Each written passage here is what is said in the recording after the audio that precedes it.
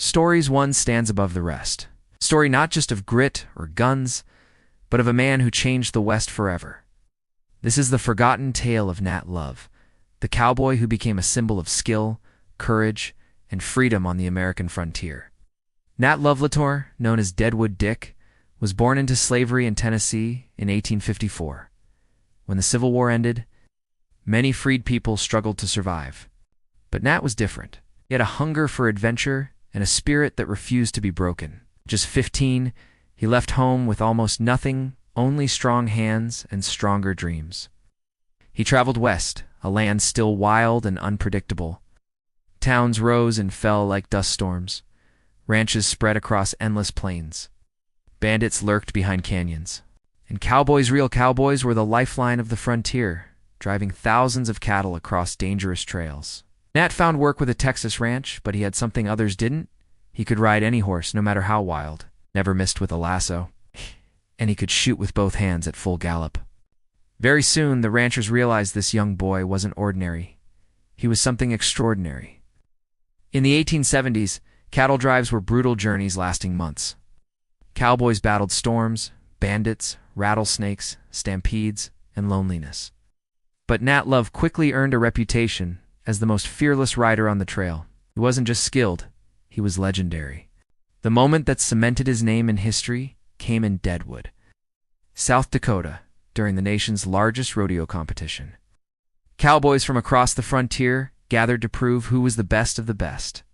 Nat entered every event: sharpshooting, bronco riding, roping wild cattle, racing, and every time crowds chanted his name. Newspapers printed it. And that day, the West crowned him with a new title, Deadwood Dick. But Nat's story wasn't just about glory. The West was dangerous, far more deadly than fiction ever shows. One day, while traveling through Arizona, Nat and a group of cowboys were ambushed by a gang of Apache warriors. The fight was fierce, arrows flying, dust swirling, horses screaming. Nat fought desperately but was captured. Most men never returned from Apache captivity. But Nat Love was no ordinary cowboy. Through a mix of courage, negotiation, and sheer resilience, he eventually won their respect and managed to escape. He returned to his ranch months later, thinner, scarred, but alive. His survival added yet another legendary chapter to his growing myth. What most people don't know is that nearly 1/3 of real cowboys in the West were black, Mexican, or Native American.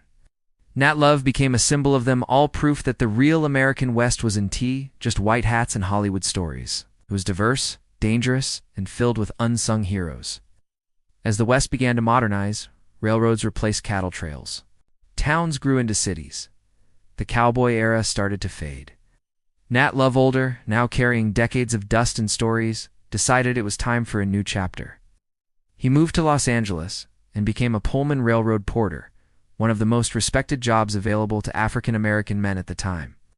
Even there, he became a legend for his discipline, honesty, and storytelling. In 1907, Nat wrote his autobiography, A Rare Treasure, that gave the world a first-hand window into the real Wild West.